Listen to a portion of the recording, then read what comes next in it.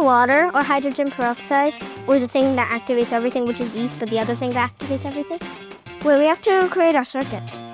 Nothing happened! Yay! Put this back on. Welcome to our Science and Engineering Fair! Lily and I worked together on our elephant toothpaste. We kept experimenting, and our reaction ended up big, bubbly, and super fun. Our project is about electricity. We use potatoes to make a conductor that can power a clock. Science is fun because I get to mix things and see a chemical reaction happen. Ooh, this is awesome! Wow!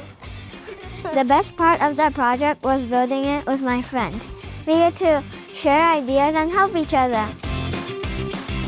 Our teachers encouraged us the whole way and made me feel really proud of what we created. We worked together as a team. Helping each other and sharing ideas make our project even better.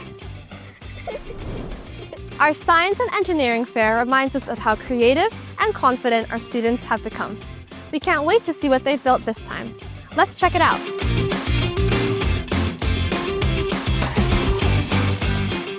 What really stood out to me today was how confident the students were when they shared their projects. You can see how proud they are when they talk about what they built and what they discovered. I was also impressed by how well they work together, supporting one another and sharing ideas as a team.